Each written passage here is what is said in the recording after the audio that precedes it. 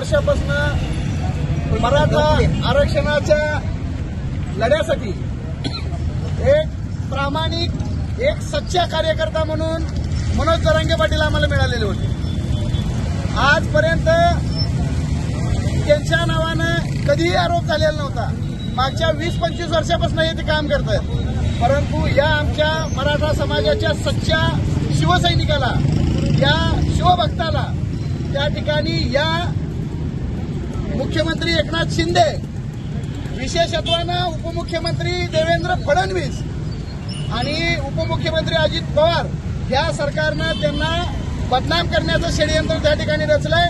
आणि या सगळ्या षडयंत्राच्या मागे प्रामुख्यानं उपमुख्यमंत्री देवेंद्र फडणवीस आहेत असा स्पष्ट आरोप आज मनोज जरांगे पाटील यांनी केलेला आहे. खरं तर एवढा सच्चा आणि एवढा प्रामाणिक माणूस या लढ्याला मिळाला आहे आणि हा लढाई अंतिम टप्प्यात आहे. आणि अशा वेळेस या देवेंद्र फडणवीस यांनी त्या प्रकारचं कृत्य करायला नाही पाहिजे होतं. 2014 पूर्वी जो माणूस महाराष्ट्रापासून विदर्भ वेगळा मागत होता, त्याच फडणवीसांनी आता पुन्हा महाराष्ट्र अशांत करण्याचं काम केलंय.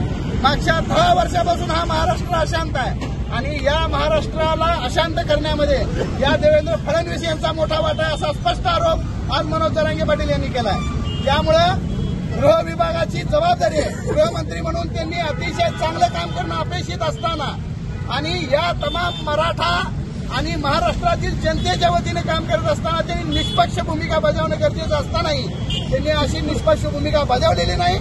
मराठ्यांमध्ये वाद निर्माण करण्याचे आणि मनोज जरांगे पाटील यांच्यावर खोटे आरोप करून आणि मनोज जरांगे पाटील यांची बदनामी करून हे आंदोलन मोडीत करण्याचा त्यांनी प्रयत्न केलेला आहे. मराठा समाज मनोज जरांगे पाटील यांच्याबरोबर 100% आहे.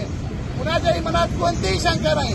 आता तुम्ही घोषणा ऐकत असाल, सगळेजण म्हणत होते बच्चा बच्चा जानता है, मनोज जरांगे पाटील सच्चा आहे. आणि हीच भूमिका प्रत्येक मराठा समाजाच्या प्रत्येक बांधवाची भगिनीची आहे. अशा वेळेस या देवेंद्र फडणवीसांनी जबाबदारीने बोलावं आणि हे षडयंत्र रचण्याचं काम बंद करावं असं आवाहन आज या मराठा समाजाकडून केलंय. मनोज जरांगे पाटील मुंबईला निघाले. तमाम मराठे उद्या मनोज जरांगे पाटलांच्या सूचनेनुसार मुंबईकडे रवाना होण्याचा सुद्धा निर्णय घेतील.